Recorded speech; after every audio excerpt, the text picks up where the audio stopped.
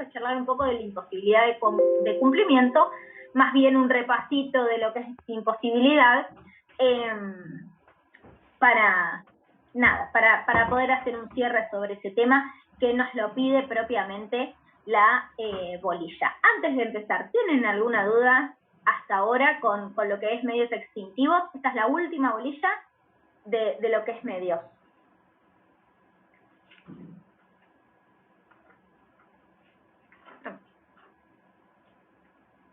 Bueno, bárbaro. Hoy vamos a ver bastante código igual, pero porque quiero que entiendan que al momento de leerlo en sus casas, después se queden tranquilos y tranquilas en que lo van a entender.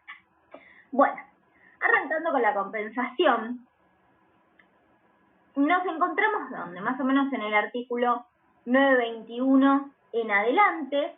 Sí, perdón, se me fue por 2 segundos. Del 921 en adelante. A ver, situándonos en los medios extintivos, ¿no? Haciendo como un raconto para seguir un lineamiento. El medio extintivo por excelencia, ¿cuál es? El pago. El pago. Correcto. Entonces, el resto de los medios extintivos van a ser aquellos medios que al fin y al cabo son patológicos, ¿no es cierto? Que no son los normales, que son hechos que justamente no van a coincidir con los principios que ya habrán visto respecto al pago. Hago alusión a esto, ¿por qué? Porque cuando hablamos de compensar, ¿qué nos imaginamos? Resarcir algo que no hice. Bueno, no es lo que hablamos aquí, no es propiamente compensación, como vemos como un instituto de medio extintivo, pero vale, ok, compensamos cuando incumplimos. ¿Qué más se les ocurre? Hacer un pago con otro servicio. Yo soy costurera, por ejemplo, y no sé, quiero que el zapatero me arregle el zapato. Yo le coso el pantalón y él me arregla el zapato. Está bueno. Eso podríamos también pensar que podríamos, de alguna manera, es como pagar una deuda con otra, pero es un buen ejemplo. ¿Qué es justamente la compensación?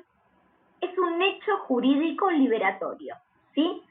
O a veces, ténganlo así, una convención jurídica liberatoria. Es extintiva, ¿por qué? Porque el 921, y nos vamos a la definición, nos dice que va a tener lugar cuando dos personas, ¿sí?, por derecho propio, van a tener la calidad de acreedor y deudor recíprocamente. ¿Bien? Y esto un poco tiene que ver con lo que dijo Nerina. Nerina un poco lo plantea desde el surgimiento, ¿no? Bueno, yo necesito... yo necesito, no sé, que me cosas el pantalón porque lo rompí, y Nerina era costurera, dijo, ¿no? Entonces, yo necesito que ella me lo cosa y ella necesita de mí, no sé, que le haga una torta. Entonces, ella lo plantea que desde el surgimiento vamos a decir, bueno, vos me pagas con una prestación y yo te lo pago con otra, ¿cierto? Hasta se podría decir que lo estamos pagando con dos obligaciones de hacer, ¿sí? En el caso de la compensación, no surge desde el origen, porque si no estaríamos hablando que desde el origen propiamente de esta obligación, ya tenemos pactada que la contraprestación es otra. En este caso, en realidad, lo que alude es que se produce un hecho jurídico posterior, ¿sí? ¿Que cuál es? En un principio, Nerina es mi deudora y yo soy su acreedora. ¿Bien? Y posteriormente, por otra obligación, con otra causa, ¿sí?, no tenemos la misma causa, terminamos siendo recíprocamente acreedoras y deudoras la una de la otra. ¿Bien? El código específicamente nos cita lo siguiente. La compensación de las obligaciones tiene lugar cuando dos personas por derecho propio reúnen la calidad de acreedor y deudor recíprocamente, cualesquiera que sean las causas, la una de la otra, de una o de otra.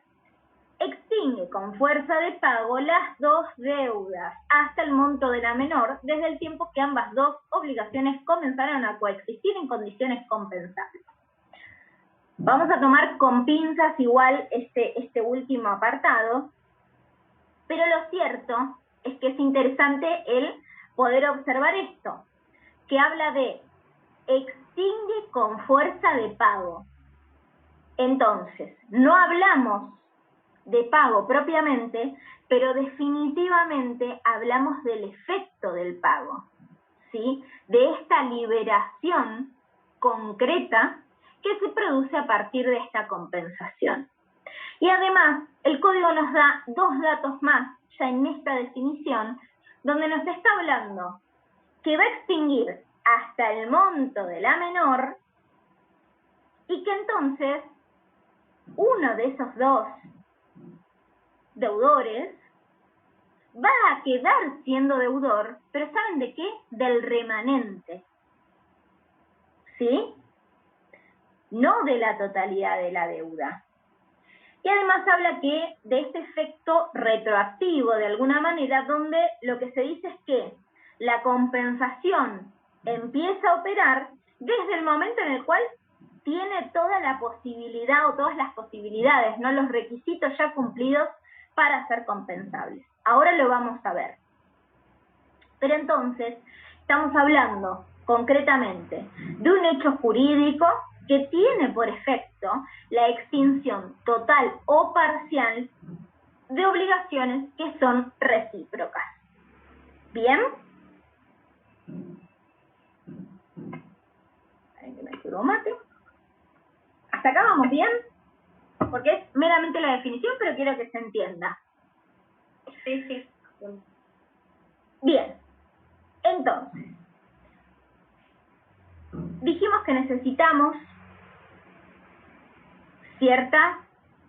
ciertos requisitos.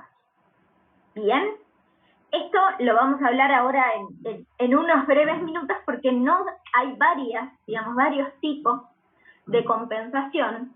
Entonces vamos a observar que hay una compensación, que es la legal, que es la que realmente nos va a ser la contundente, ¿sí? Va a ser aquella que cuando se cumplan esos requisitos verdaderamente estamos frente a una compensación legal, ya no es más automática, ¿no? Pero una compensación per se. Bien,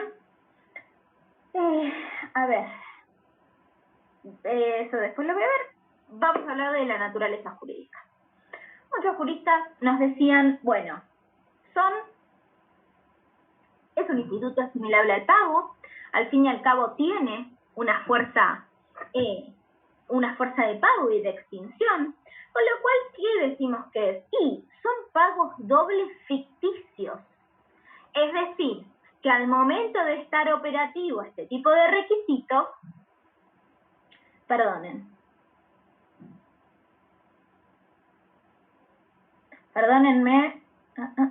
bien. Discúlpenme porque estamos con una situación en el trabajo y me llegan mensajitos, los voy a tener que leer durante la clase. Les pido disculpas, pero bueno, me va a suceder esto. A ver, entonces, ¿qué es lo que pasaba con estos pagos dobles ficticios? Que decían justamente, bueno, al fin y al cabo, toda vez que es operativo una compensación, es como si estuviésemos pagando dos veces, pero en verdad no emitimos, no erogamos de nuestro patrimonio. Teoría que ha tenido muy poca repercusión y en verdad no es pago. Cuéntenme ustedes por qué no sería un pago. Porque el deudor no está respondiendo, no está pagando con lo mismo a lo que se comprometió originalmente. A ver, desarrolle. ¿Con qué tiene que ver? No, lo que entiendo es como que el deudor se comprometió en la obligación original a algo y no está cumpliendo con el pago de la misma naturaleza a lo que se comprometió. Bien, ¿y cómo porque está encaminada igual la pregunta, pero ¿se acuerdan qué principios teníamos? Nosotros decíamos, para que haya pago, ¿qué principios tengo que respetar? Porque va a eso la pregunta, y la respuesta de Mayra es correcta. Identidad e integridad, correcto. Ese es el punto, ¿no? ¿Qué no estamos respetando? Y no podemos decir que es un pago, porque al fin y al cabo, aquel acreedor o acreedora no va a recibir a lo que se comprometió, no es su interés el que está siendo satisfecho. ¿Se modifica el objeto del pago, profe? Exacto, no hay identidad y no hay integridad. Probablemente podemos creer que hay puntualidad, pero estos dos principios se ven alterados. Entonces, la crítica fue esa, ¿no es cierto? No podemos estar hablando de pago. Por otro lado, teníamos una especie de dación en pago, ¿no? Y lo relacionaban con este instituto en concreto porque, ahora lo vamos a ver, pero en la dación del pago hay una efectiva alteración al principio de la identidad. Fue descartado porque finalmente la teoría que termina triunfando como un hecho jurídico complejo es aquella teoría que habla de las abstenciones recíprocas. ¿Bien? Justamente lo que esta teoría habla y dice, o nos dice, recuerden que yo les hablo muy gráfico y no significa que tengan que desarrollarse así, esto es para que les quede a ustedes grabado, pero digo, no estamos frente a una acción. Yo no ejecuto un pago, sino lo omito. ¿Se entiende? Estoy no haciendo. ¿Se entiende? Me estoy absteniendo de realizar un pago o de realizar o ejecutar esa prestación para poder efectivamente compensar y liberarme finalmente de esta. En el derecho comparado, como para haciendo un poquito, voy midiendo el tiempo, haciendo un poquito de raconto, teníamos tres grandes sistemas, como en la mayoría de la materia que lo han visto: el sistema francés, el sistema suizo-alemán y el inglés. El francés propiamente desarrolla la compensación legal, instituto que nosotros tomamos y desarrollamos. Lo desarrollamos un poco más, digamos, o mejor dicho, distinto que aquel desarrollado en el sistema francés. De hecho, nosotros incorporamos que esta compensación legal, aún siendo legal, debe ser opuesta al juez, ¿sí? Y él declararla, que no puede declararla de oficio. Esto nada obsta que obviamente podamos compensar entre acreedor y deudor sin llegar a un litigio, Eso es punto de aparte. Pero, dada la instancia judicial, el juez no va a poder declararla de oficio y no va a ser automática, cosa que en el sistema francés sí ha sido desarrollado. Por otro lado, tenemos el sistema suizo o alemán, que, como se imaginarán, como vienen observando hasta ahora, habla de la declaración.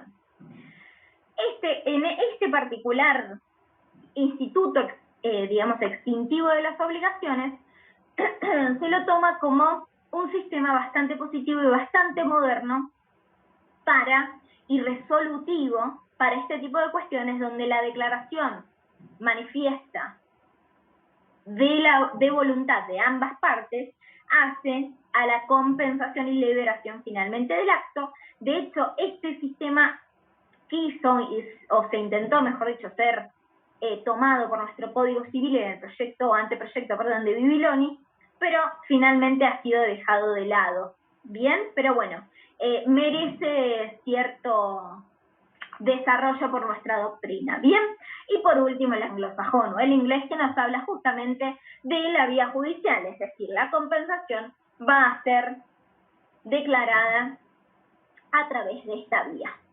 Bien, hasta acá vamos bien. Sencillo. Ahora vamos a hablar de los tipos de compensación. Bien, vamos a tener el primer, mejor dicho, gran tipo, o la primer gran clase. Vamos a estar hablando de la compensación legal. 2 puntos. Arranco con esta para después que entendamos el resto de las compensaciones o de las clases, ¿no? para que se dé la compensación legal, voy a tener que cumplir ciertos requisitos. Reciprocidad, homogeneidad, subsistencia, embargabilidad, exigibilidad, y vamos a poner aparte como una cápite, porque no va a ser un requisito hoy para que opere la compensación, respecto a la liquidez del crédito.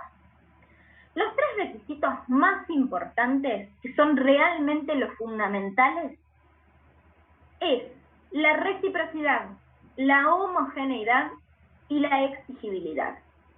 Hay algunos autores que hablan sobre la personalidad, pero esto en verdad está expresamente ligado con lo que es la reciprocidad. Cuando decimos reciprocidad, ¿qué significa? Estamos hablando de que estas partes, tanto deudor como acreedor, sean recíprocamente deudores y acreedores uno del otro, es decir, sea de alguna manera bilateral esta situación, tanto de la parte activa como de la parte pasiva. Muchos autores hablan de la personalidad porque en verdad hablan del ejercicio del derecho propio, ¿sí? Después lo vamos a ver cuando hablemos de sujetos plurales un poquito, pero lo que vamos es lo siguiente. Supónganse que Camila De Luca y yo tenemos una obligación solidaria con Mayra, ¿sí? Las dos le debemos a Mayra 100.000 pesos, ¿bien? Posterior, le tenemos que pagar el 15 de noviembre. Posterior al surgimiento de ese contrato de mutuo, que supónganse nos dio el dinero en agosto, ¿sí? Camila y Mayra, o mejor dicho, Mayra, termina siendo deudora de Camila de otros, supónganse, 20.000 pesos. Vamos a hacerlo bien grosero y bien simple. Que cuando hablamos de personalidad, es lo siguiente. ¿Podría yo, Audrey, aunque ahí diga María Sol, podría Audrey decir, oponer una compensación legal por un crédito que en verdad tiene Camila con Mayra? No. No, porque no es un derecho propio, ¿no? Claro. En principio, yo les cuento que está muy debatido, y en el Código de Vélez había cierta regulación que hoy no hay, pero en verdad la doctrina lo que entiende es que ese dinero, al fin y al cabo, hace al patrimonio de Camila, y yo no tengo derecho por sobre ese patrimonio. ¿Se entiende?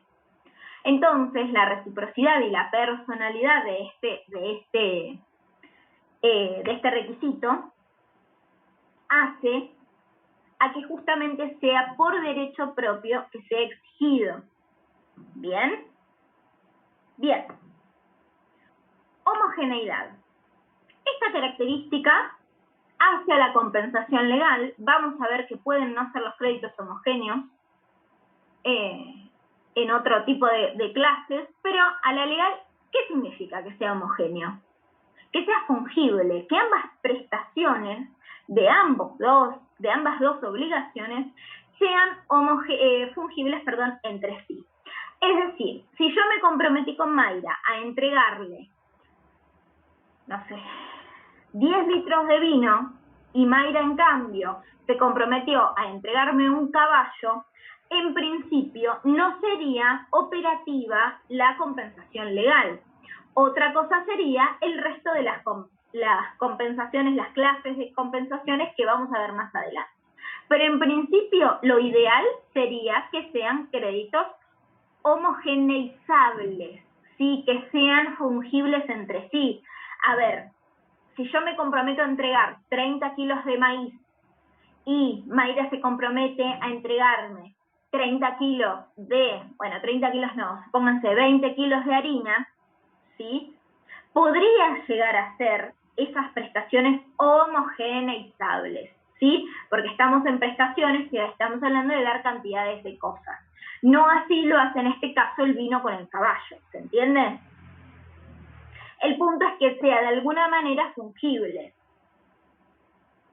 Bien, subsistencia hace a que justamente ese crédito hoy tenga subsistencia civil, es decir, que esté en el comercio y está totalmente ligado a lo que es la embargabilidad, del crédito.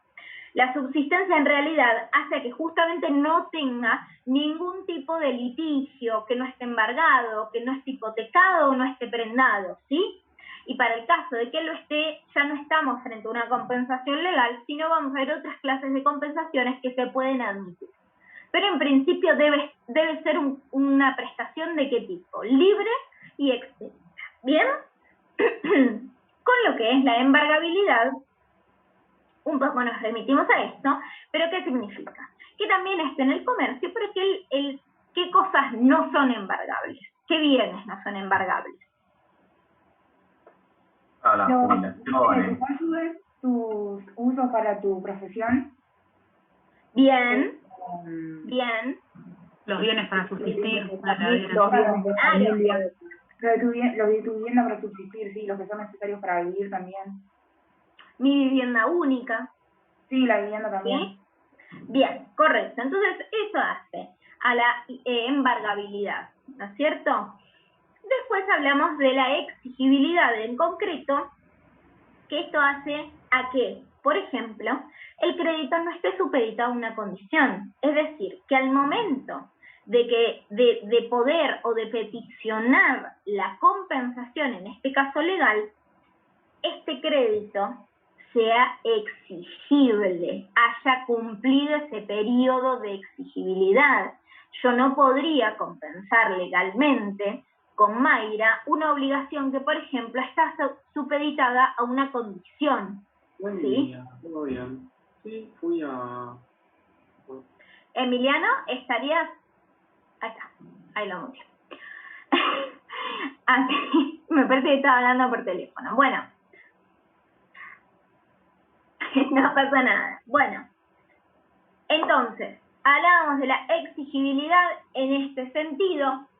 Decimos, respecto a la condición, yo no le podría compensar a Mayra una obligación que esté sujeta a una condición. Por ejemplo, Mayra se comprometió conmigo a pagarme, vuelvo al ejemplo, los 100.000 pesos en la primera lluvia de noviembre, y hasta que no llueva en noviembre, no va a ser exigible, ¿se entiende? ¿Bien? Sí, profe. Una vez que llueva en noviembre, ahí lo compensamos. Pero mientras no llueva, no podemos compensar porque ese crédito, verdaderamente, ¿en qué momento está esa obligación? En un estado de latencia. ¿Se acuerdan que lo habíamos visto al principio? No lo puedo exigir, no la voy a poder intimar. O bueno, no me va a poder intimar, me olvidé los roles en el ejemplo. Por último, habíamos hablado un poco de la liquidez. ¡Ay! Se me está yendo el tiempo. La liquidez.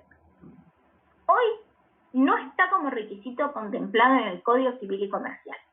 Pero hubo un gran debate. ¿Qué significa que el crédito esté líquido? No es lo mismo que sea exigible, por ejemplo. Que tenga determinado el importe, la cantidad, algo de eso, ¿no? Eso hace a la determinabilidad, no a la liquidez.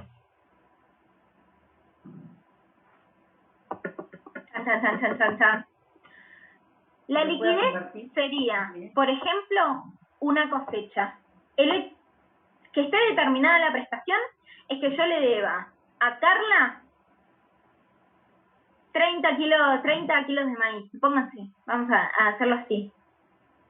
La liquidez sería tener el maíz. ¿Se entiende? Bien, de la cosecha me dieron 50 kilos. No sé, estoy hablando de cuestiones que verdaderamente no estoy embebida, ¿sí? Así que pido disculpas si estoy diciendo brutalidades, pero quiero que les quede bien grave. Igual requisito, solamente para que ustedes lo sepan, quedó fuera de nuestra regulación, hoy no hace a la cuestión, sino verdaderamente a lo que nos obliga. Bien, por consiguiente, vamos a ver qué tenemos.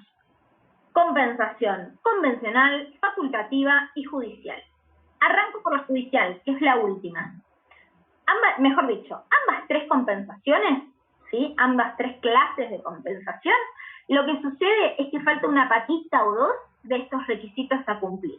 Es decir, que no opera apenas comienzan a coexistir estas dos obligaciones. ¿Se entiende? Cuando vos tenés una compensación legal, si bien podés de alguna manera exigirlo posteriormente, esta compensación legal empieza a cumplir, digamos, a hacer efecto al momento en el cual empiezan a coexistir estas dos obligaciones. En cambio, cuando hablamos de la compensación convencional, facultativa o judicial, en ambos tres casos no sucede, porque justamente nos está faltando un requisito. Entonces, la judicial va a ser aquella en la cual, en el marco de un proceso, ¿sí?, yo demandada pido al juez que considere compensada esa obligación. Por ejemplo, vamos con el vino y con el caballo. Mayra me demanda a mí porque no le entregué el 11 de noviembre el caballito, ¿sí? Entonces, yo al juez le puedo pedir que considere, obviamente va a quedar a su criterio, compensado, al menos en el monto de los 30 litros de vino, el valor de ese caballo. ¿Se entiende? Sí. Per se, nuestra obligación no es compensable. Ahora bien, yo se la puedo pedir al juez en el marco de un juicio. Cuando hablamos de la compensación convencional, ya estamos frente a la misma situación, solamente que no vamos a estar en el marco de un juicio. ¿Ven la diferencia? Es decir, Mayra y yo, dentro del marco de la autonomía de la buena fe, de la autonomía de la voluntad y dentro de nuestra buena fe, nos sentamos a compensar estas dos obligaciones, ¿sí? Y quedará o no extinguida total o parcialmente. ¿Sí? Por ejemplo, supónganse que los 30 litros de vino es un vino re barato. Barato, de esos que vienen en caja. ¿Sí? Y le digo, mira, estos 30 litros de vino hacen no lo sé, no tengo idea, pero vamos a suponer 30.000 pesos. Y tu caballito, que no es de pedigrí, podría valer en el mercado 40.000. Bueno, perfecto, Mayra, ¿te parece que convencionalmente compensemos y a partir de eso yo me sienta deudora del remanente, que son 10.000 pesos? Traduciéndolo obviamente a dinero. ¿Bien? Claro, pero se convienen entre las partes, sería. Exacto. No es más que un acuerdo de partes, siempre que hayan, obviamente, obligaciones recíprocas. Vamos a las facultativas. Sí. Y si hay un remanente, ¿se tiene que hacer cargo? ¿Sí o sí? Sí, por supuesto. Sí. Yo me voy a sentir deudora del remanente. Si operaste una compensación legal, desde que comienzan a coexistir, yo ya puedo sentirme deudora de ese remanente. ¿Bien? De hecho, ¿qué pasaría si opero una compensación legal y yo aún así le pago? Es decir, Mayra me debía 100.000, yo le debía 50.000, le pagué 50.000. ¿Qué sucede? ¿Me quedas debiendo o no? No. Mayra me debe a mí 100.000. Yo le debo 50.000. Bueno, hagámoslo al revés, porque lo dije al revés. Yo le debo 50.000 y le pago esos 50.000. ¿Podría pedir la repetición del pago? No. ¿Por qué no? Sí. ¿Cómo Sí, o sea, en realidad puede pedir la repetición del pago porque ella se desobliga de la deuda, pero del otro lado no. Claro. Claro que podría yo repetir el pago. Porque en verdad yo podría haberme abstenido de erogar de mi patrimonio, porque en verdad es inútil, ¿se entiende? No tiene utilidad alguna que yo, cumpliendo con todos los requisitos de una compensación legal, le pague esos 50.000 pesos si ella me debiese 100.000. ¿Se entiende? También es una cuestión de utilidad, de práctica. Bien, volviendo a... Sí, yo tengo deudor de alguien y ese alguien también tiene que ser deudor mío. Sí, correcto. Es Genial. el principal requisito, la reciprocidad. Bien. Bien. Ahí vamos a hablar. Vamos a la última clase, que esta es la que más se enroscan, pero voy a tratar de hacérsela fácil. La compensación facultativa. ¿Saben qué? Es igual a la convencional, pero hay una pequeña diferencia. Es facultativa porque una de las partes va a tener la facultad de elegir si compensa o no. No va a ser un acuerdo, va a ser un acto hasta altruista de esa parte. ¿Saben por qué? Porque esa parte tiene un mejor préstamo, una mejor prestación, un mejor derecho, tiene un beneficio y decide compensarlo dentro del marco de la buena fe, de la conveniencia o de su interés. ¿Se entiende? Por ejemplo, yo le debo a Mayra, bueno, pobre, estoy usando mucha Mayra, yo le debo a Máximo un caballito de pedigrí, que vale, no sé cuánto valen, $100.000. Máximo a mí me debe 3 crías de perritos, marca perro de la calle, uno de esos cuquitos hermosos, me debe eso. Yo tengo un mejor derecho. Máximo, tiene un mejor derecho, ¿sí? Porque él recibiría un caballo de pedigrí que vale muchísimo. ¿Se entiende? Ahora bien, quizás en mérito de la conveniencia, Máximo me diga, bueno, compensemos, Odri. ¿Sabes qué? Me vas a deber el remanente, porque necesito el dinero. ¿Se entiende? O quizás me diría, compensemos, nos olvidamos, era de dar, no es género limitado, me olvidé, no pasa nada, extingo la obligación. ¿Se entiende? El que tiene ese mayor beneficio... como que termina perjudicado, ¿no? Por ahí, depende de la obligación. Sí. A ver, a veces no es perjudicado, a veces es que le conviene. Claro, sí. A veces conviene y tenemos un interés detrás. A veces termino perjudicado, porque digo, ¿sabes qué? Te voy a tener que perseguir, Odri, para que me des el caballo y me sale más plata perseguirte para que me des el caballo, porque sé que no me lo vas a dar, de lo que me sale compensar. Listo, no te doy los perros y chau, cerramos acá. ¿Se entiende? Hay veces que pasa, A veces, bueno, pasa, negociás, es la vida jurídica y obligacional. Pero a lo que voy es que en la facultativa, una de las partes tiene un mejor derecho, tiene un beneficio, va a recibir algo mejor de lo que compensa. ¿Bien? Consulta, acá en la facultativa y en la convencional, no es necesario que exista la homogeneidad, pero como que lo convienen las partes.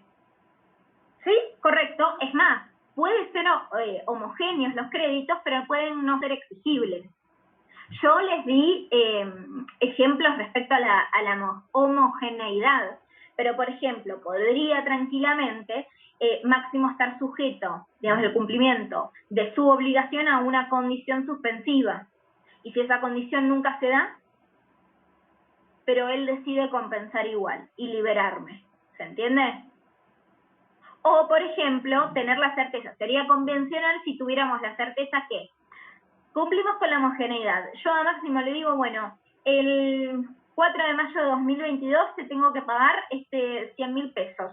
Y él, de alguna manera, me estaba debiendo, qué sé yo, exigible ahora 70.000. ¿Bien? La realidad es que exigible, mi crédito todavía no es, pero convencionalmente lo podemos compensar, y yo a Máximo le digo, bueno, no te preocupes, en el 4 de mayo dije, en mayo de 2022 te voy a pagar los 30.000 pesos restantes. ¿Se entiende?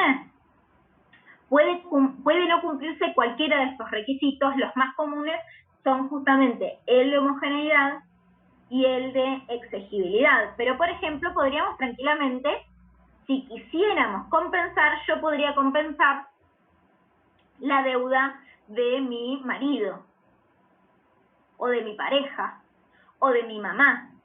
Imaginémonos, en el almacén. Yo vivo con mi mamá va, le compra al almacenero, no sé,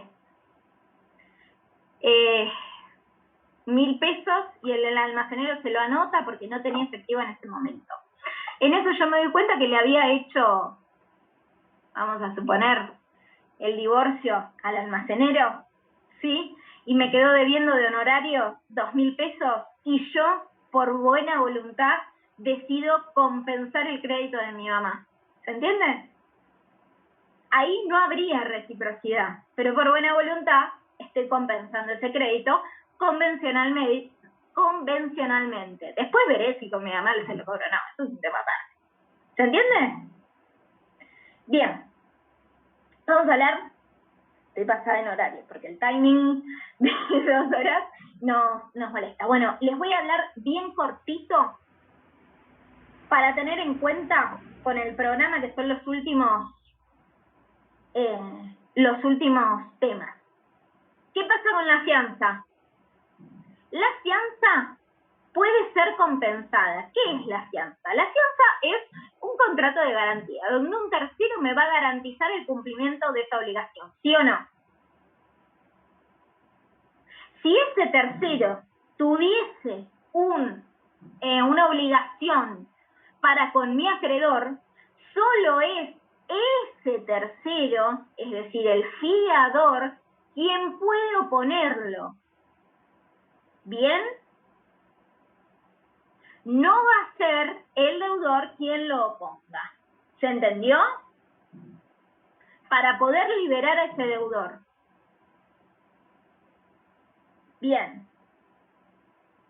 A ver, con lo que es pluralidad de deuda.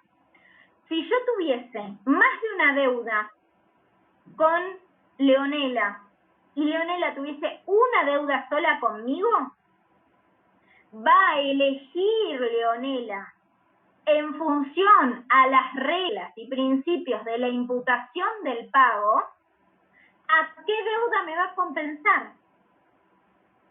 Entonces, las reglas de la imputación, ¿cómo eran? Primero elige Leonela. Si no elige Leonela, elijo yo con qué compenso. Y si no, la ley. Que la ley que me dice, voy a compensar a la, o voy a imputar el pago a la. Perfecto. Esto, perdonen, lo tengo que hacer rápido. Después, sujetos plurales un poco ya hablamos. Créditos no compensables los vemos en el 930. Sencillito, los vamos a leer.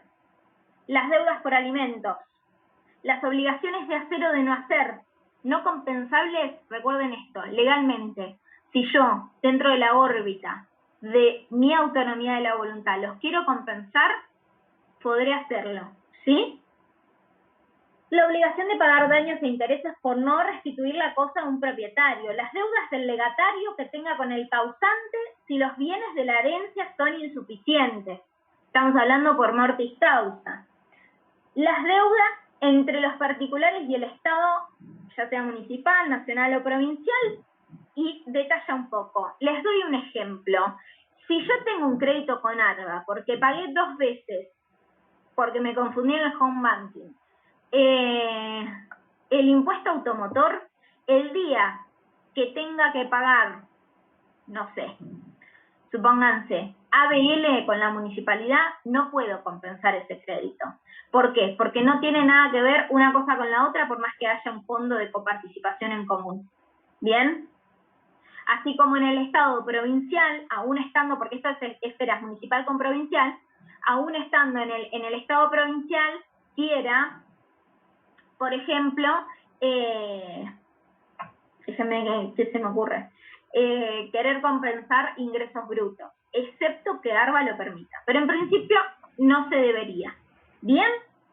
Bueno, deudas de concursos y quiebras y depósito irregular. Esto, ténganlo, simplemente después lo leen un poquito más. ¿Qué me queda? Bueno, me parece que nada más. Bien, pasamos a novación. Ya me atrasé un poquito. ¿Qué es la novación? Es otro medio extintivo donde vamos a tener una convención entre partes que va a producir la extinción de una obligación anterior por el nacimiento de una nueva. Y esa nueva va a tener el fin de reemplazarla. ¿Vamos bien? Sí. ¿Qué estamos diciendo? Que hay una obligación primigenia o anterior. ¿Bien? Sí, del 933. Hay una obligación primigenia o anterior que va a dar causa a la conformación de otra obligación cuya finalidad es reemplazar a la anterior. Y por lo tanto, en la novación se extingue la obligación primigenia para conformar una nueva obligación. Vamos a un ejemplo muy claro. Yo me comprometo con Eduardo Godoy a entregarle mi mesa. Eduardo me paga 17.000 pesos, yo le entrego mi mesa, así hecha. Le digo, bueno, te lo entrego el 15 de noviembre. El 15 de noviembre, o bueno, el 14, supónganse, le digo, mira, Eduardo, no te quiero entregar mi mesa. Te la puedo hacer porque no sabes la mano que me doy con las maderas, soy buenísima, te la hago con hierro. Y Eduardo me dice, buenísimo, haceme la mesa. Extinguimos la obligación, que es una obligación de dar cosa cierta, y nace en paralelo, o al mismo tiempo, mejor dicho, una nueva obligación, que es una obligación, ¿saben qué?, de hacer. Y es una obligación de hacer de resultado. ¿Se entiende? ¿Quedó clarito con esto? Entonces, ¿cuáles van a ser mis requisitos? Vamos, alguien que se le ocurra. ¿Qué es lo que hablamos de esto? ¿Qué se les ocurre? Era una obligación. Sí. Claro, primero que haya una obligación primigenia. Perfecto. Una obligación primigenia, la creación de una nueva, y el elemento más importante, que si no vemos este elemento no hay innovación. La voluntad de las partes. No. Exacto, que es el animus novandi. Es la intención de extinguir la obligación anterior para la creación de una nueva. Bien, si no, no estamos frente a una innovación. Podemos estar frente a una dación en pago, podemos estar frente a una cesión de un derecho, de un crédito, pero no estamos frente a innovación si no hay intención clara y manifiesta de crear una nueva obligación. ¿Estoy gritando mucho? ¿No? Bien. Entonces, en este sentido, vamos a partir del 933 y el 933 nos dice: la novación es la extinción de una obligación por la creación de otra nueva, destinada a reemplazarla. Exactamente lo que dije.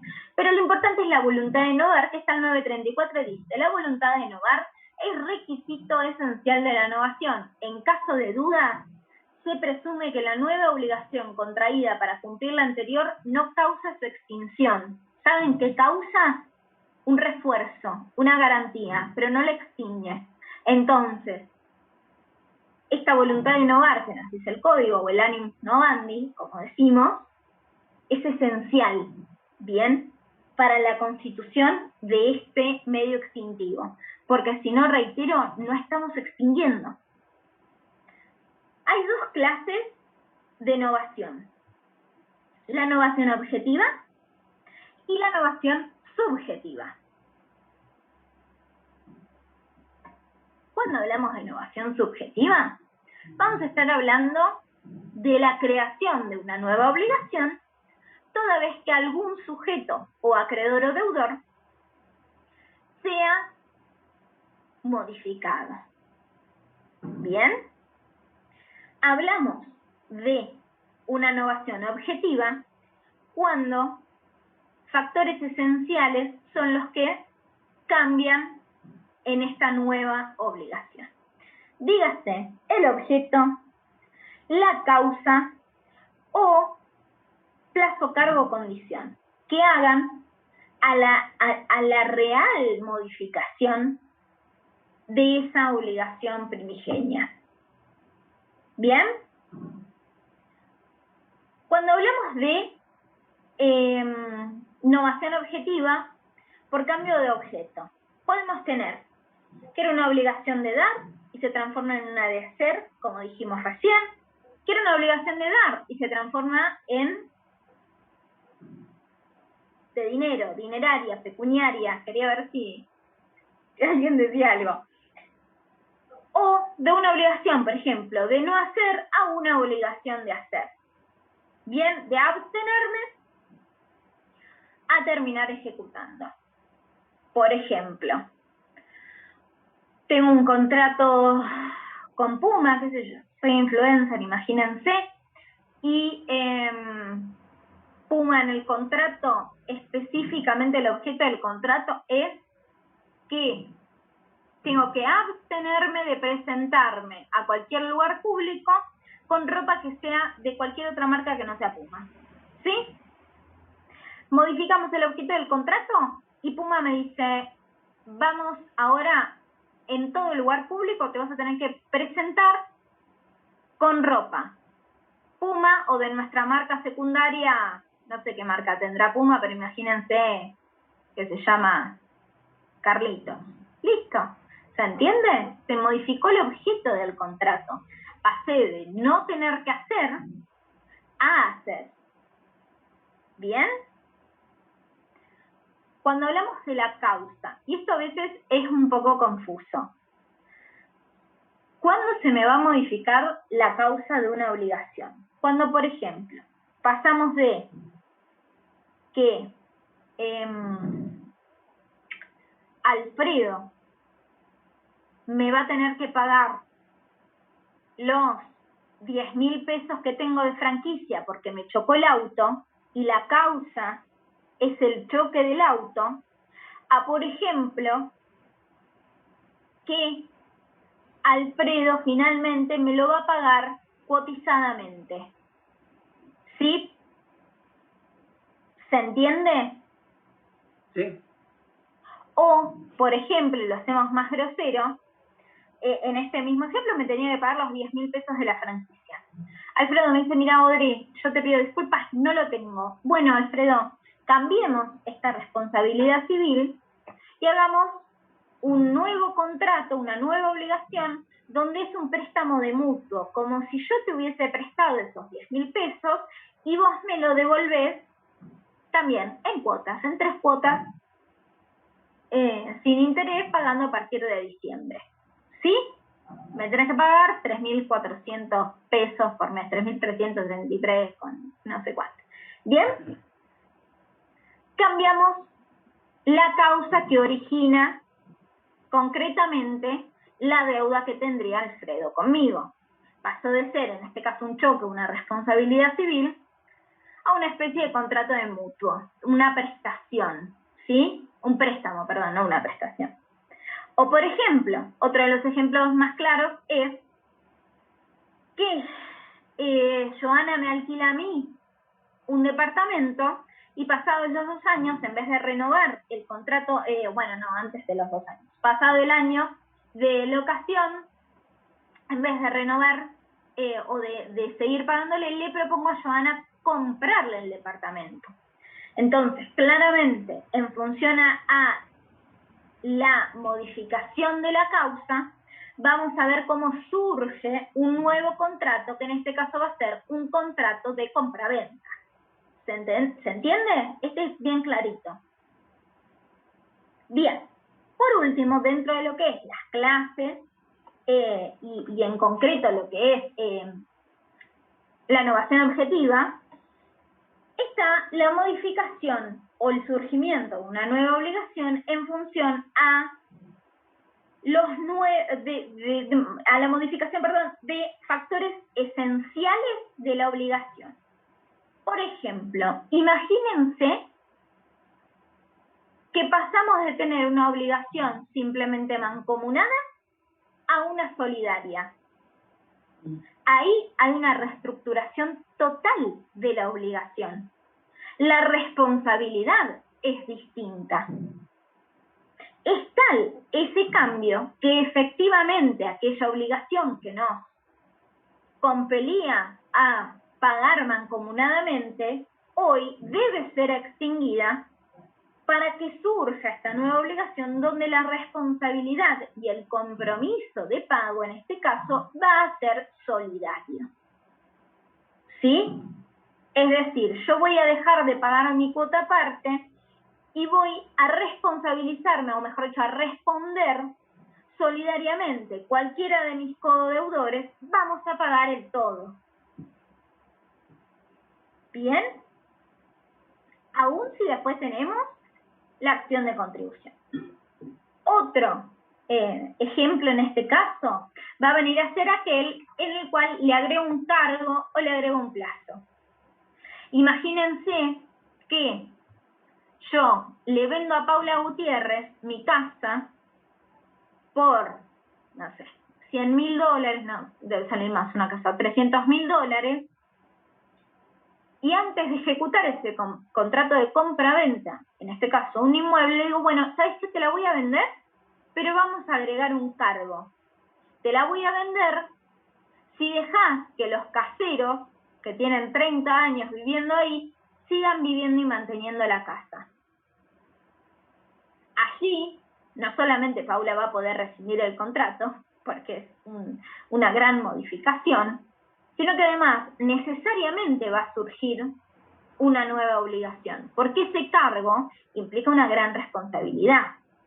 Realmente es un factor que modifica los intereses de ese acreedor, ¿sí? O por ejemplo, si agregásemos una condición resolutoria. No es lo mismo decir, Emiliano me debe 100.000 pesos, ¿sí? O bueno, Emiliano me va a pagar el 10 de diciembre 100.000 pesos, a decir, Emiliano me va a pagar 100.000 pesos cuando se reciba de Ches. ¿Bien? Estamos frente a una nueva obligación. Y obviamente, ¿qué se tiene que presentar? Ese animus novandi, porque si no quizás generamos 2 obligaciones, ¿sí? Por último, vamos a ver como clasificación la novación subjetiva. ¿Qué dijimos de la novación subjetiva? Que íbamos a modificar los sujetos de esta obligación, ya sea deudor o ya sea acreedor. Acá, el factor fundamental para que se produzca una novación va a ser el consentimiento, tanto del acreedor cedido como de ese deudor que también es cedido, ¿sí? Después les voy a decir cómo es esto, qué diferencia hay con la cesión en concreto, ¿no? Pero el consentimiento y la intención es lo que nos va a hacer estar frente a una novación o, posteriormente, frente a una cesión de créditos. ¿Bien? ¿Qué situaciones vemos cuando cambia el deudor? vamos a hablar de una delegación. ¿Sí? En el código de Vélez veíamos delegación pasiva, perfecta o imperfecta y expromisión. Hoy no lo tenemos. Quiero ver qué... Hoy simplemente hablamos de novación. De hecho está en el artículo 936 que nos dice: la novación por cambio de deudor requiere el consentimiento del acreedor. Simple, cortito y no nos detalla más. Vélez nos hablaba de 3 institutos más. Hoy el código me dice, bueno, va a haber novación si hay consentimiento del acreedor. Fin, se terminó.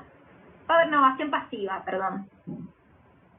Entonces, la única novación perfecta y que se considera verdaderamente novatoria es aquella delegación que se hablaba en Vélez, que se llama delegación perfecta, que esto es un acto de alguna manera triangular, donde el acreedor presta su consentimiento para que otro deudor sea quien cumpla con esa deuda. Surge una nueva obligación y liberamos al primer deudor. ¿Se entiende? Sí.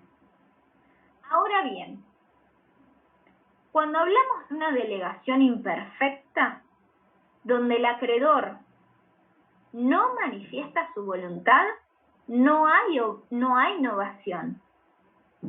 No se libera el deudor. ¿Saben qué sucede?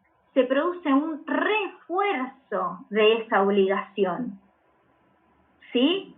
Porque si yo no tengo el consentimiento de mi acreedor, yo no me libero.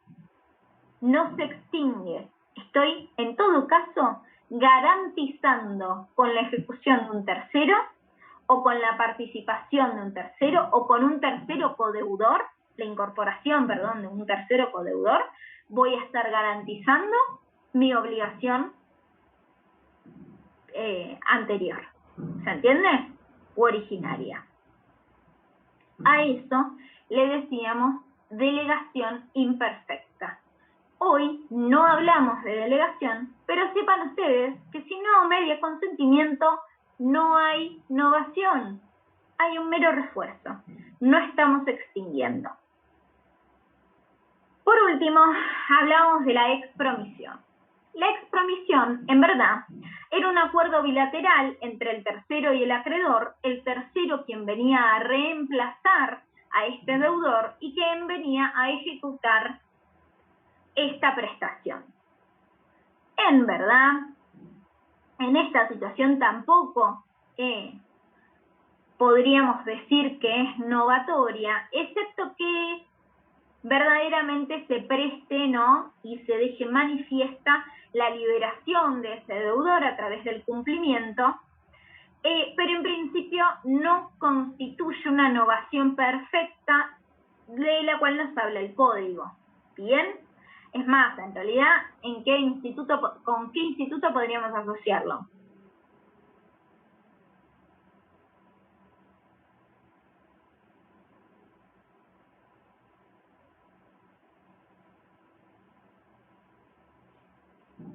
Digan. Profe, no, la verdad que no sé, pero en este caso sería entonces que el acreedor y un tercero acuerdan sin el consentimiento del deudor principal, sería. Exacto. Ok, bien. ¿Subrogación? Más o menos. En verdad, ¿no les parece que se parece mucho a la transmisión de deuda? Tiene como de alguna manera una relación. Por último, queda como novación subjetiva, la delegación de nuestro acreedor. Bien, en esto pasa lo mismo. Vamos a necesitar nuevamente el consentimiento. Y el 937 nos dice: novación por cambio de acreedor. La novación por cambio de acreedor requiere el consentimiento del deudor. Si este consentimiento no es prestado, no hay cesión del crédito. ¿Qué significa? Que tenemos un acto triangular, donde vamos a necesitar el consentimiento de los 3 partícipes en esta novación, ¿sí? Tanto del deudor como de ambos acreedores, ¿sí? Y esta es la gran diferencia con la cesión de crédito. Cuando hablamos de la cesión de crédito, el acto es bilateral, no requiere el consentimiento del deudor. Además de eso, tampoco vendría a extinguir la obligación. En este caso, cuando el deudor manifiesta su voluntad y su consentimiento, extinguimos la obligación principal, originaria. Ese deudor se libera del primer acreedor y surge una nueva obligación frente al nuevo acreedor. ¿Sí? Entonces, estamos frente a una cesión de créditos cuando el acto es bilateral y cuando no extingue una obligación y no requiere precisamente el consentimiento del deudor. Estamos frente a una novación subjetiva toda vez que extingue la obligación primigenia y además es un acto triangular. ¿Bien? Bien. Para esto ahí está, nos vamos al 941, ¿sí? Que habla de la novación legal y dice, bueno, las disposiciones de esta sección se aplican supletoriamente cuando la novación se produce por disposición de la ley. ¿Qué es lo que concretamente habla? Se produce una novación legal, que es como una tercera patita, cuando la ley dispone que surgen nuevas obligaciones. El ejemplo de esto, para que no se vuelvan locos, es el concurso y la quiebra, ¿sí? Toda vez que nosotros, como deudores, quebramos o concursamos, ¿sí? Instamos un concurso preventivo, la deuda que tengan todos nuestros acreedores, la creencia, que tengan todos nuestros acreedores, por consecuente, nuestra propia deuda, va a ser transformada, va a ser novada. Probablemente puede cambiar de objeto porque seguramente ya no pueda, como van a ir a remate judicial, digamos, los bienes, ya no pueda pagar con un bien, vamos a cambiar el objeto de dar a ser de dinero, o quizás modifiquemos los montos, o quizás también se modifique la causa. ¿Por qué? Porque toda vez que estamos en un proceso concursal, ya la causa por la cual termino de alguna manera pagando mis deudas va a ser este concurso y no ya nuestra voluntad y nuestra intención al momento de acordar esa obligación. ¿Bien? Este es el ejemplo más clarito. Se va a aplicar supletoriamente las disposiciones del código, pero en principio la ley va a disponer, como en la ley de concursos y quiebras, exactamente la metodología a seguir. Hay algunos estamentos, ¿sí?, estatales, donde también se puede hacer una novación y donde está reglamentado, ¿sí?, esta novación. Por lo demás, y solamente para observar el código, ¿alguien quiere leer el artículo 938 y el 939, por favor?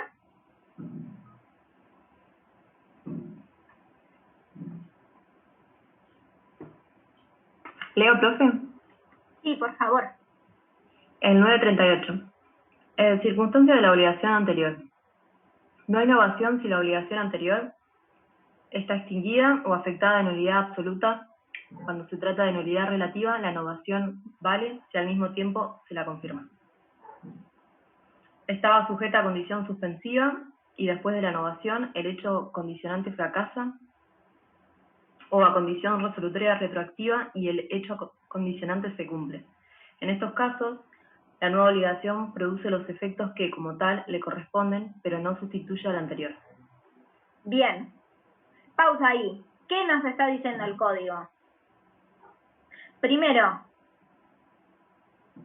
el primer punto, ¿qué nos dice? Que si hay nulidad, ¿Va a ser fructífera esta novación? ¿Va a crear una nueva obligación? No. Muy bien, por lo tanto, si hay una nulidad absoluta, esta nueva obligación se verá viciada, excepto que sea subsanada. ¿Bien? Ahora, el punto B, ¿qué nos dice?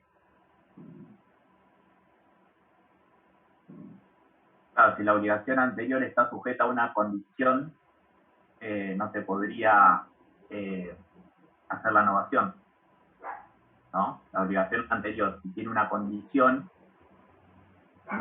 suspensiva, tampoco se va a poder novar, ¿no?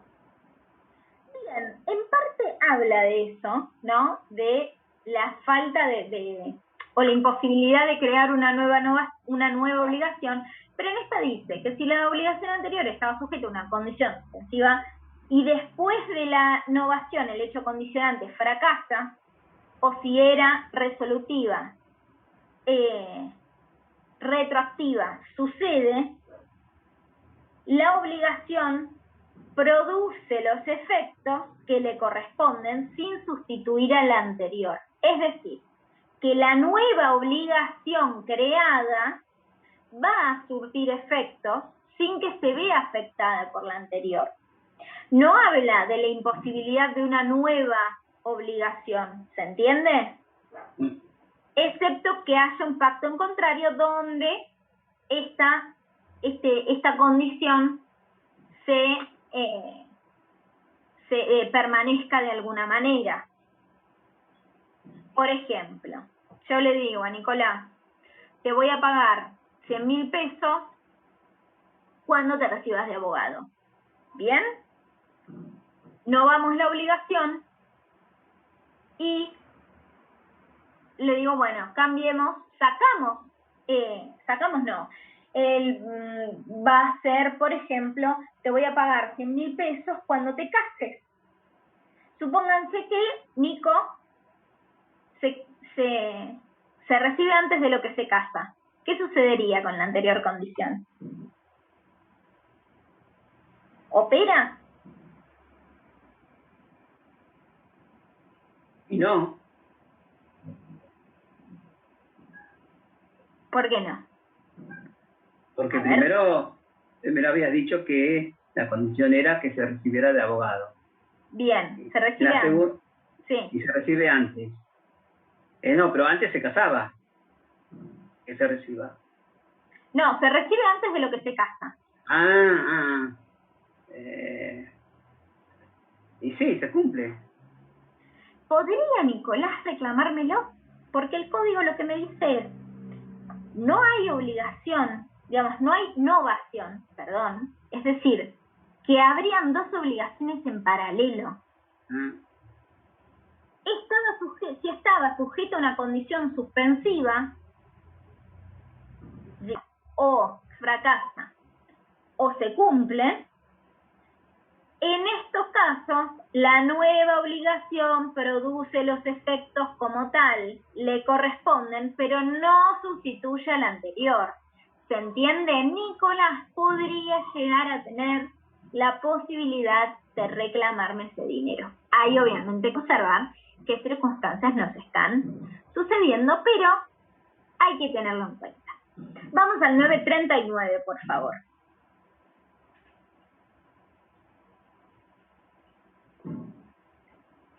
Bueno, 939. Circunstancias de la nueva obligación. No hay novación y subsiste la obligación anterior si la nueva A. Está afectada de nulidad absoluta o de nulidad relativa y no se la confirma ulteriormente.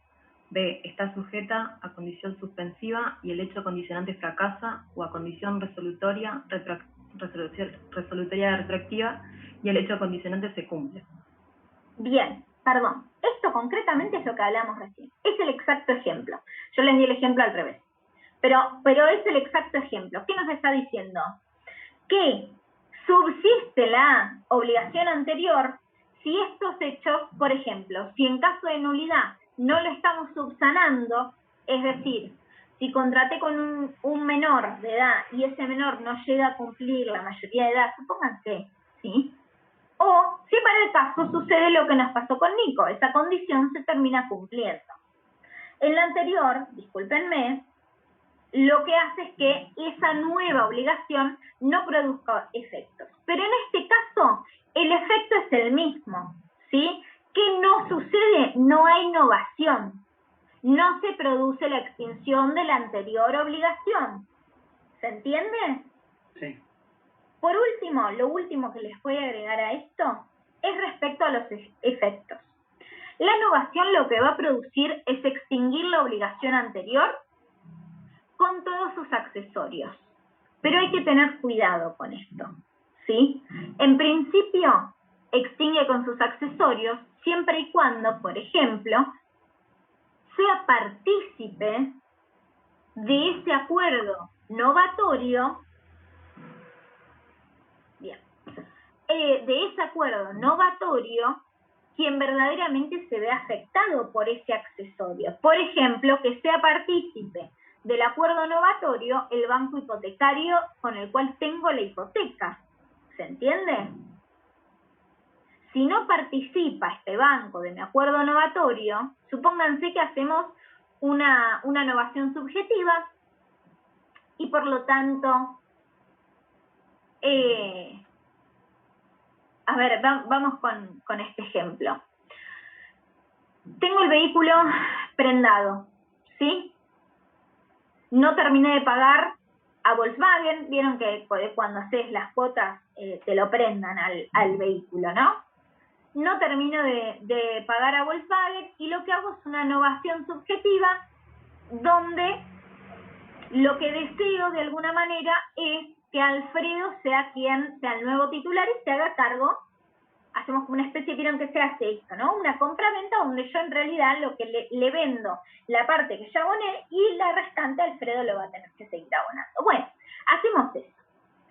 Obviamente el tercero, que es el efectivo acreedor, es Volkswagen, ¿sí? Presta su consentimiento Volkswagen. Bueno, perfecto. Hacemos una novación subjetiva donde en este caso particular va a subsistir los accesorios. Porque Volkswagen es parte integrante de esa relación. El mismo acreedor es quien está prendando mi vehículo.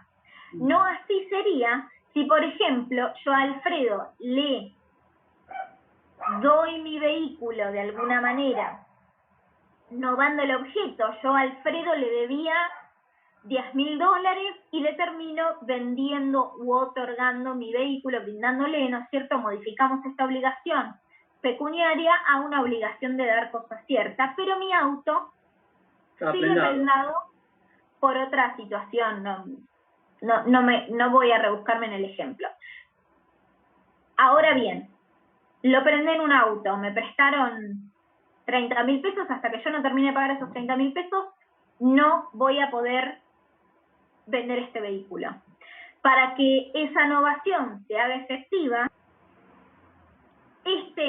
esta entidad crediticia va a tener que ser partícipe de esa novación y muy probablemente sea Alfredo quien también tome esa accesoriedad, ¿sí?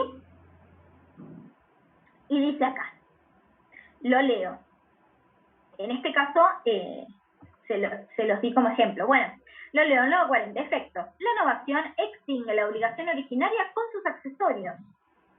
El acreedor puede impedir la extinción de las garantías personales o reales del antiguo crédito mediante reserva. El ejemplo de Volkswagen, hace la reserva por la novación.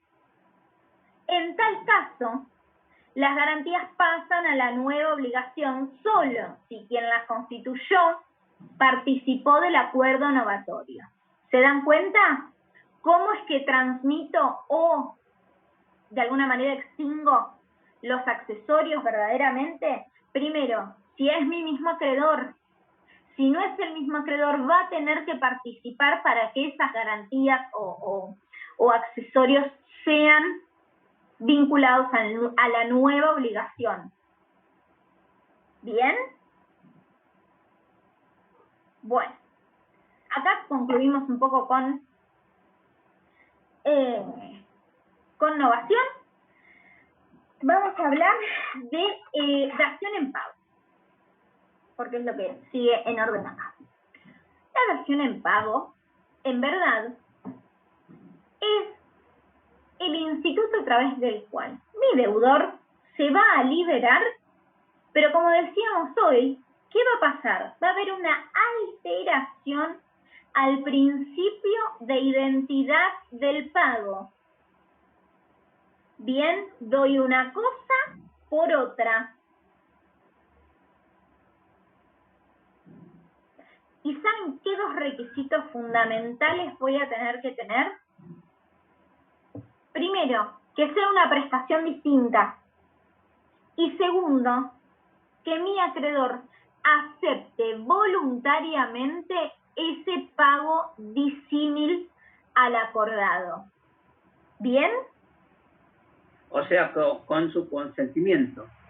Exacto. Si no me da consentimiento, no va a haber dación. Vale. ¿Sí? Llega el día del pago, yo a Marcos Castro le tenía que abonar, le tenía que entregar, vamos a decir que es más fácil, le tenía que entregar 3 botellas de cerveza Patagonia de 1 litro IPA. No había. Justo ese día no había. Le doy cerveza Imperial IPA. Ese día va a poder Marcos aceptar o no mi pago. Si Marcos no lo acepta, no hay dación y no me liberé. Si Marcos acepta, estaré liberada y habrá dación. ¿Sí? Obviamente hay una violación al principio de identidad del pago, pero yo quedé efectivamente liberada, ya que por el acuerdo pudimos de alguna manera modificar ese objeto prestacional. ¿Bien? Tiene una similitud con la innovación, ¿no? Más o menos. Como Ese que es se el confunde, punto. digamos. Si lo quisiéramos distinguir, ¿cómo lo distinguimos? ¿Cuándo tengo innovación y cuándo voy a tener una dación en pago?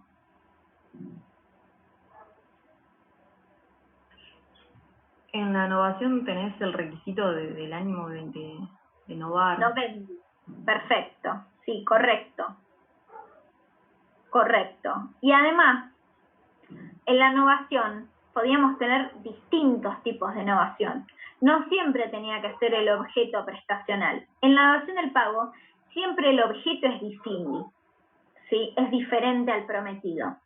Además de eso, yo necesito que en la dación en pago haya un animus solvendi.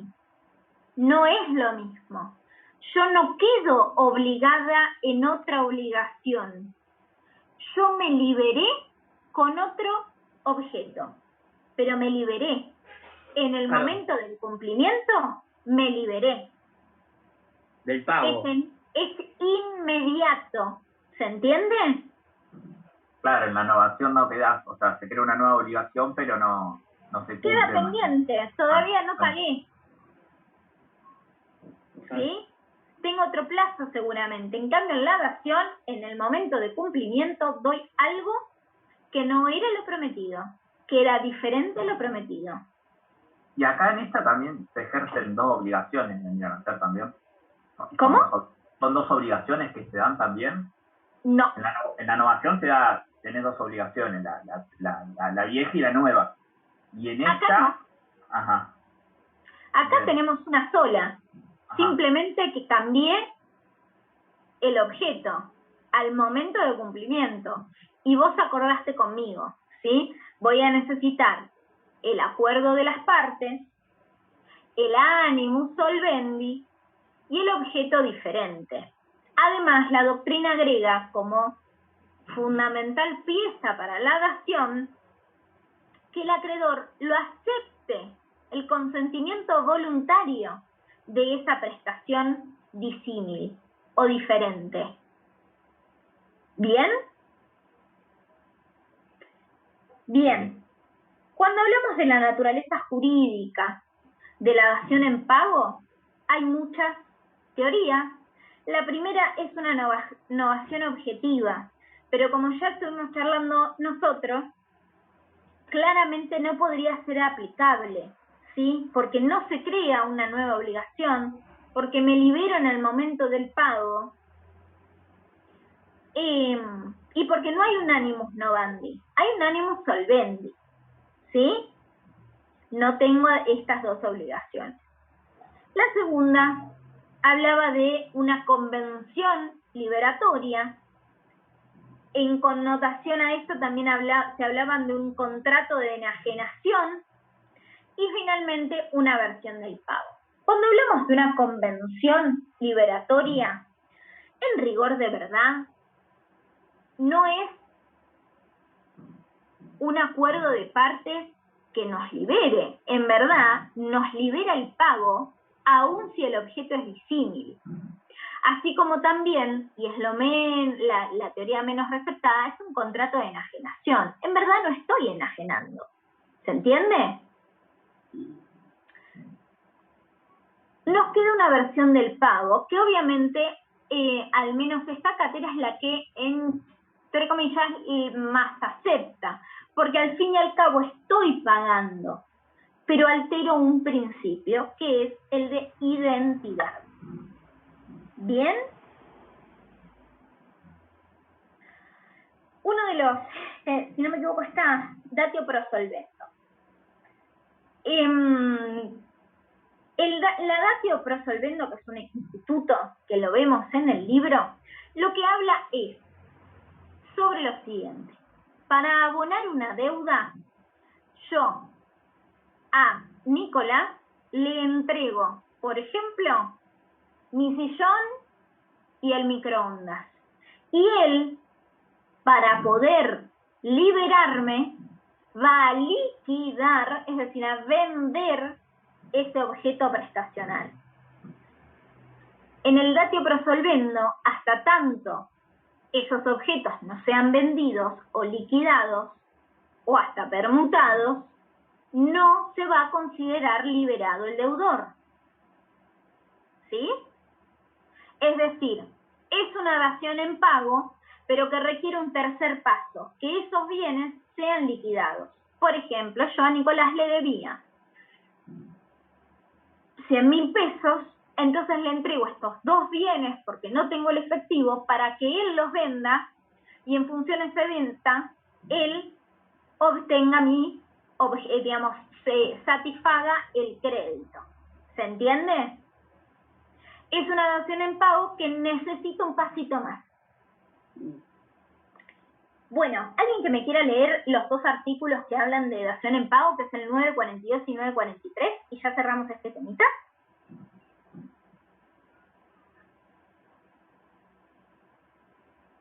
Yo lo tengo acá. Sí, Mayra, no hay problema, retírate tranquila. El 942 dice, lo leo yo. No, sí, léelo. Dice, definición. La obligación se extingue cuando el acreedor voluntariamente acepta el pago una prestación diversa de la adeudada. Bueno, acá, simple, ¿qué nos fijamos? El código nos lo está diciendo, la naturaleza jurídica es una versión del pago. Y que al momento cuando se produce, cuando está pagando. Y es súper importante, ¿qué cosa? Que el acreedor acepte. Cuando el acreedor lo acepta, hay pago, hay liberación y se extinguió la obligación. ¿Sí? Vamos con el 943. Dice, reglas aplicables. La dación en pago se rige por las disposiciones aplicables al contrato con el que tenga mayor afinidad. ¿No? Sigue. El deudor responde por la evicción y por los vicios redimitorios de lo entregado. Estos efectos no hacen renacer la obligación primitiva, excepto pacto expreso y sin perjuicio de terceros. Bien, dos cosas para hablar de esto. Hablo de las reglas supletorias. Si yo, en vez de, por ejemplo, pagarle a Nicolás los 100.000 pesos, le abono con mi sillón, ¿qué reglas se van a aplicar? Porque acá me dice, se van a aplicar las reglas que tengan mayor afinidad. Entonces ya no voy a estar en una obligación pecuniaria, voy a estar en una obligación de dar cosa cierta. Con lo cual, efectivamente, la normativa me va a modificar. ¿Es una dación en pago? Sí. Ahora bien, puede ser aplicada, en el caso de necesitarse, la normativa que rige esta compraventa. ¿Sí? Porque al fin y al cabo ya dejaría de ser un préstamo, si se quiere, un contrato de mutuo, a ser un contrato de compraventa de un bien mueble que es un sillón. ¿Sí? ¿Y ahí se da la datio pro solvendo o me perdí? No. Igual? La datio pro solvendo es cuando yo entrego ese sillón para que Nicolás venda el sillón, liquide ese sillón y se quede con el remanente, con ese dinero, si se quiere. Esa es la datio pro solvendo, cuando entrego un bien disímil al objeto prestacional para que el otro liquide ese bien, ya sea o vendiéndolo a través de un precio en dinero, o por ejemplo permuta el sillón, porque a él es más fácil por lo que quería, que era una heladera, y yo no le podía dar la heladera, ¿se entiende? Sí. Hay un tercer pasito. Por otro lado, que es lo que les quería hablar, es sobre la evicción. La evicción hace referencia concretamente, y se los digo bien llano, a que el deudor se va a tener que hacer cargo de cualquier vicio, tal como menciona el código, o cualquier daño, consecuencia que posea ese objeto prestacional que da en lugar de la prestación original, no haciendo surgir la obligación anterior porque se extingue, pero voy a tener que hacerme cargo de los vicios. ¿Sí? Cuando le entregué el sillón a Nicolás, lo ve y me dice, mira Audrey, fíjate que acá está manchado, me voy a tener que hacer cargo de ese vicio, o se lo voy a tener que subsanar, o vamos a tener que pactar que él acepte ese sillón con esa mancha. ¿Sí? Tal como lo dice acá, excepto pacto expreso, es decir, que Nicolás expresamente declare y manifieste, ya sea por escrito, que acepte ese sillón con ese vicio. Que, no sé, cuando se sienta los resortes hacen ruido, que está manchado, que tiene uno de los almohadones un poquito más usado que el otro. ¿Se entiende? Bien. Nos quedan 2 temitas cortitos. Pausa de 2 minutos, así puedo ir al baño y volvemos 2 minutitos. Vale.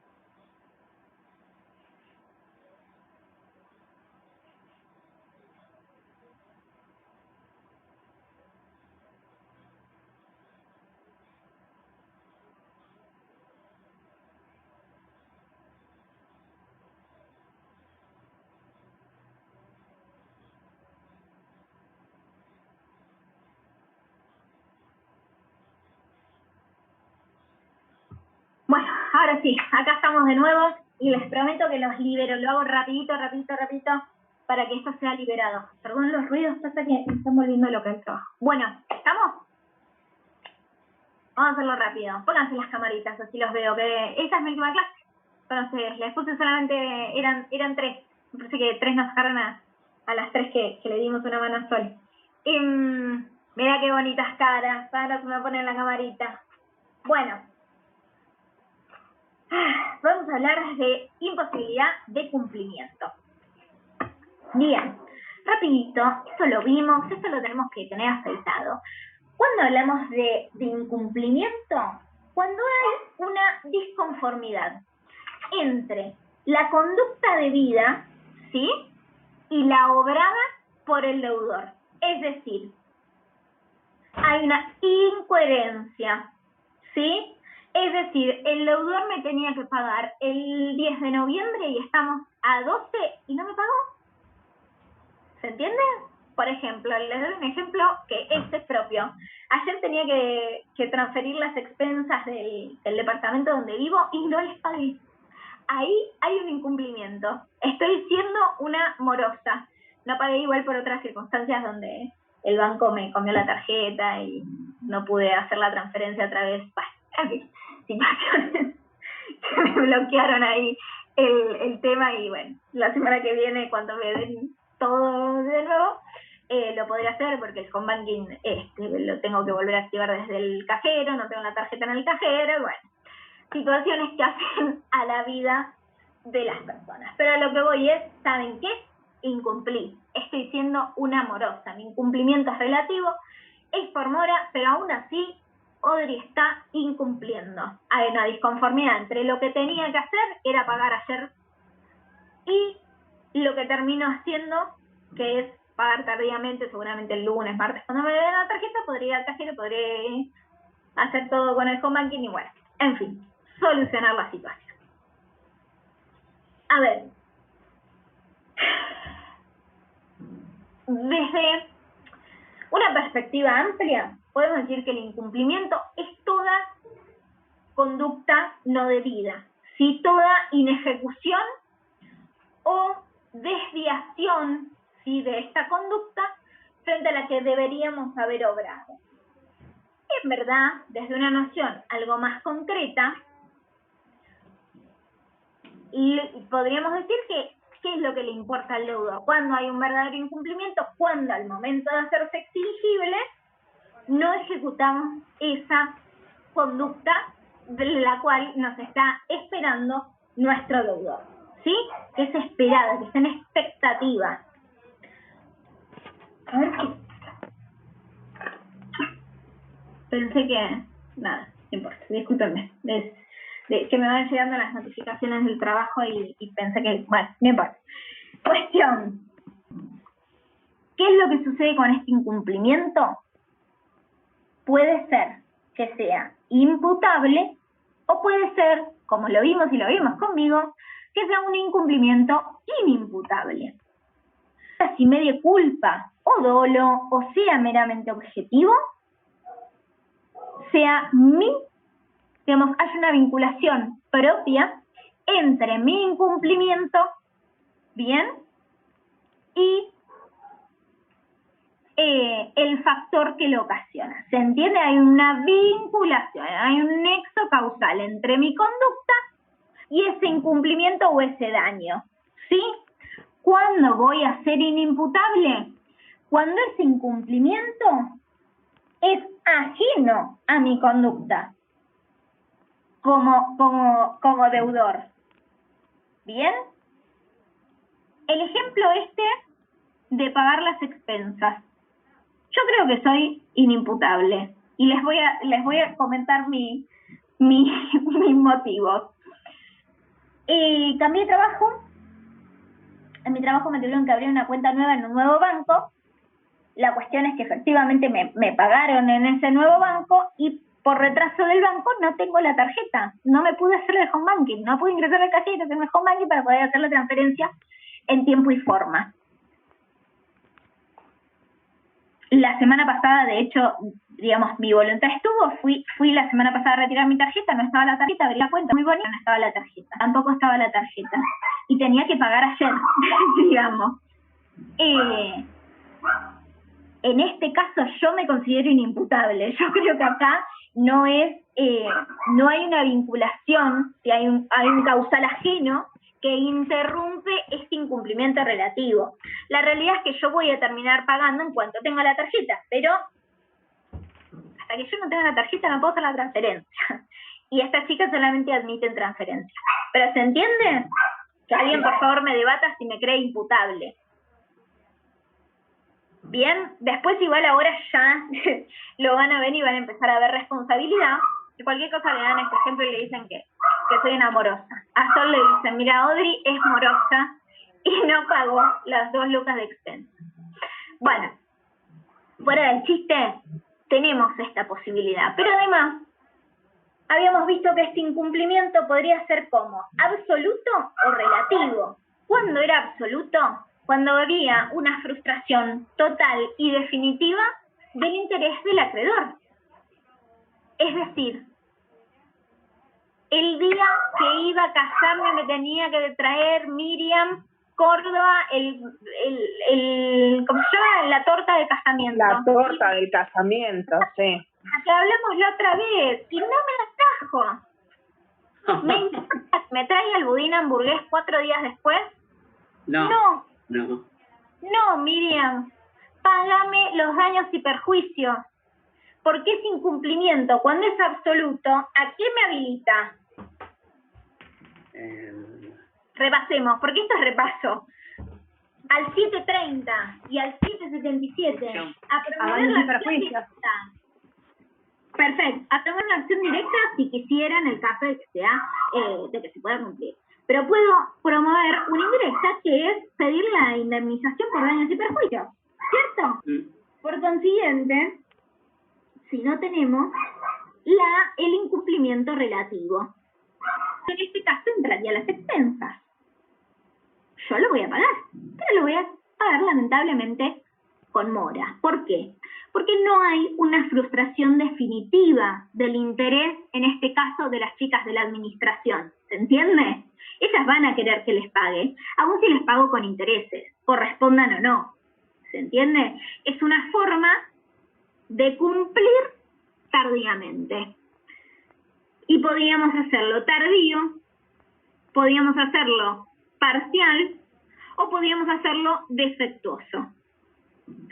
Cuando cumplía parcial, cuando por ejemplo en vez de pagar los 2.000 pesos le pagué 1.000, cumplí parcialmente. Todavía puedo cumplir in natura, puedo pagarle más tarde lo que resta, pero pagué parcialmente. Cuando cumplía defectuoso, cuando por ejemplo, le debía el sillón a Nico, de nuevo, le tengo que pagar el sillón, le entrego el sillón y faltan 3 almohadones, no es parcial, 2 sucio, descosido, justo me lo agarró el perro antes, me lo hizo pelota y se lo entregué así, es defectuoso, ¿sí? Se puede subsanar, ¿sí? No hay una frustración total de Nico, pero definitivamente hay una frustración, porque él quería que el sillón esté impecable. Entonces esto, ¿a qué me habilita? ¿A qué lo habilita Nico? Por ejemplo, a pedir una disminución en el precio, es decir, él me paga menos. Me dice, bueno, te acepto el sillón sin los 3 almohadones o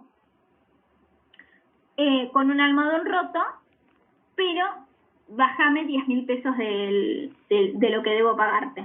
¿Se entiende? Sí. O, ¿saben qué? Nicolás me podría decir, no, vos no estás cumpliendo, rescindamos. Yo tengo que aceptar su rescisión contractual. Bien. Lo mismo pasaría, ¿se acuerdan cuando vimos si había una imposibilidad? A veces la imposibilidad hay que sea absoluta y otras veces temporaria. ¿Se acuerdan que habíamos hablado y les había puesto el ejemplo de, por ejemplo, la cuarentena? ¿sí? Esa imposibilidad, si la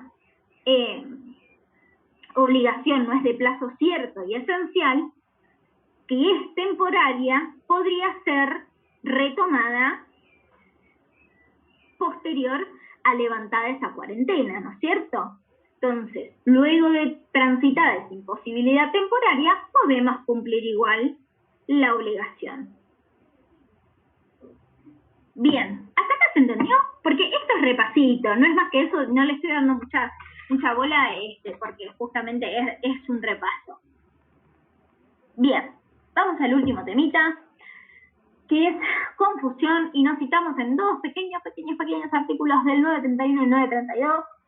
Es fácil, no amerita... Ay, ya son las 4. Bueno, igual no amerita mayor dilación.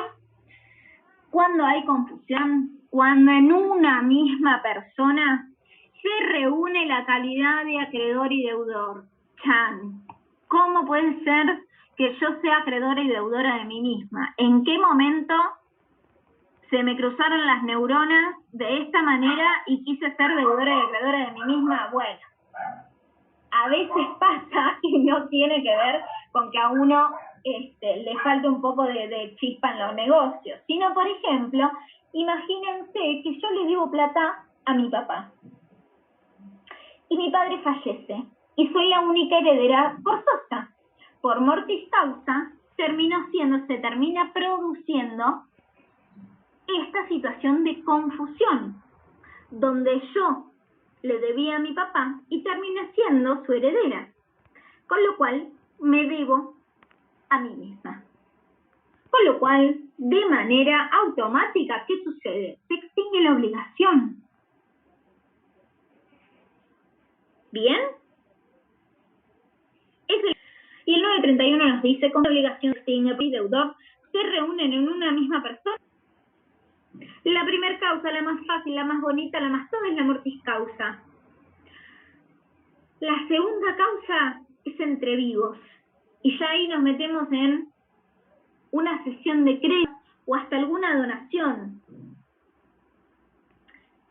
A veces sucede que es conveniente realizarlo de esta manera, ¿sí? No se enrosquen con esto, pero sepan solamente eso, que si el día de mañana presentamos la calidad de acreedor o deudor en una misma persona y en mi mismo patrimonio, se extingue la obligación, al menos temporalmente, porque si esa situación cesa, volvemos, ¿no? Como resurge esa obligación. La naturaleza jurídica es que su esencia es un hecho jurídico. ¿Por qué digo que es un hecho? Porque es algo que sucedió. Mi padre falleció, fue un suceso, y yo terminé siendo mi propia deudora y acreedora. Hay dos tesis grandes dentro de lo que es la naturaleza jurídica, y la primera habla respecto a que se extingue definitivamente de pleno derecho, o la segunda es que está en un estado de latencia. Es decir, en tanto y en cuanto persiste esa situación, que ese hecho que hizo que yo reúna las dos cualidades, va a subsistir la confusión. Por ejemplo, ¿cómo puede cesar una confusión si soy declarada como una heredera indigna? Por ejemplo, si el testamento por el cual me deja todos los bienes es declarado nulo. ¿Bien? Por lo demás, en concreto y con lo que me gustaría que se lleven, es que lo que hace la confusión es una imposibilidad fáctica de cumplimiento. Ese es el motivo por el cual extingue a la obligación. Bien. Por último, sabemos que esta confusión puede llegar a ser total o parcial. Hagámonos esta idea. Imagínense que somos acreedores solidarios, Sandra, Carlos Camila y yo, que somos deudores solidarios, es más fácil, de Joana. ¿Todos le tenemos que pagar a Joana?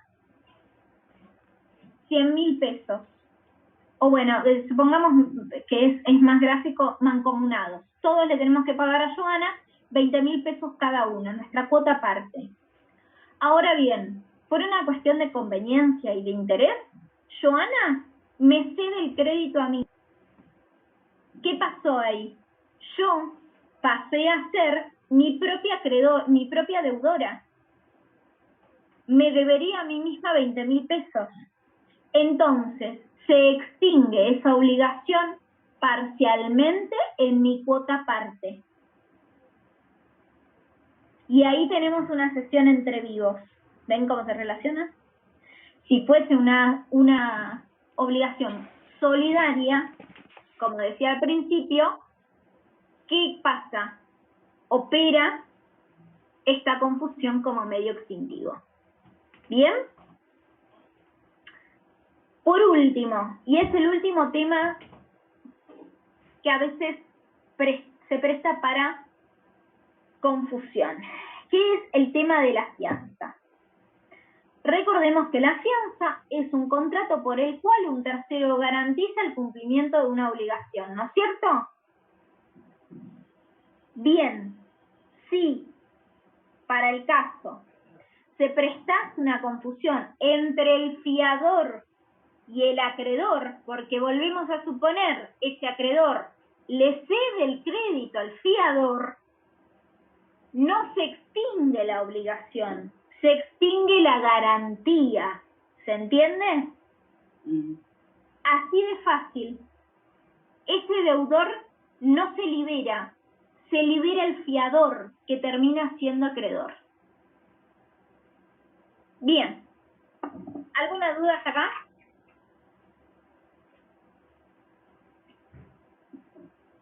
No entiendo, la fianza corre como la misma suerte que las accesorias, digamos.